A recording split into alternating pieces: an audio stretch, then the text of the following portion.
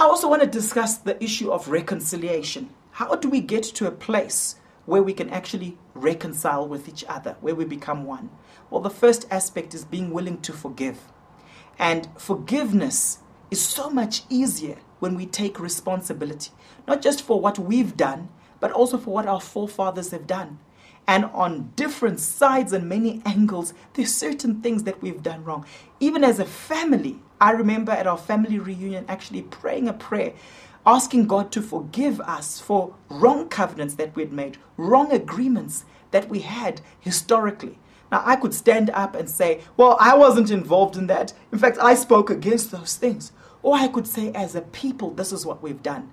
And my challenge to you is, are you willing to partake in a process of identificational repentance?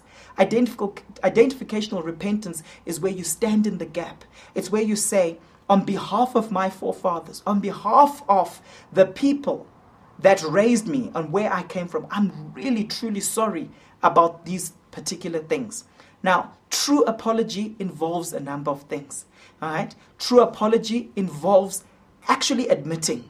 Okay, that's the first aspect. It's admission, what we call confession, where you admit guilt, where you say, this happened, and you call it what it is. You say, I did this. You acknowledge it.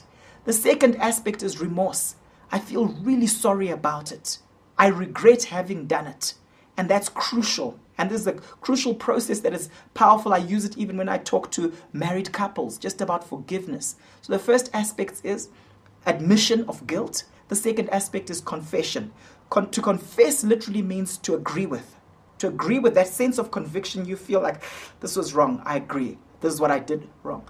That's so important. Then it's expression of remorse. I'm sorry about it. I regret having done it. I was wrong to have done it. Then it's restitution. This is what I'm going to do to make up for it. You see, you can have someone saying, maybe it's a husband who's been abusing his wife. Can say, oh, honey, I'm really sorry. And they can say that over and over again. Or they can actually say, you know what, to make up for this, this is what I'm going to do. Now, you can never truly make up for something that you did fully or that your fathers did fully. And I'm talking not just one people group, I'm talking all around. But there are things you can do as an act of the heart, right, to make up for something. You might say to yourself, you know what, I'm going to make it my principle that once a month for this next year, I'm actually going to give some money to the people from that particular community that my forefathers harmed.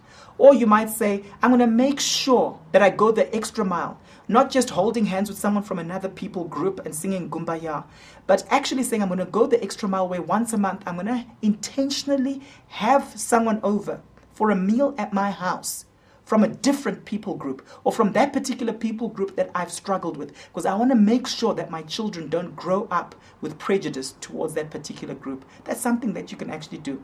And then there's reconciliation. And reconciliation is really asking for forgiveness. Do you forgive me for this particular thing?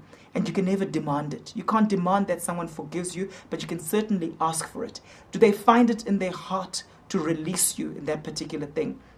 And part of the restoration process in terms of reconciliation is also asking for help.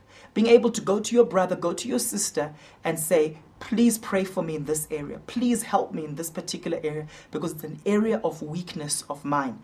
Or you might actually say, please, these are the following ways you can help my community where I come from in these particular areas.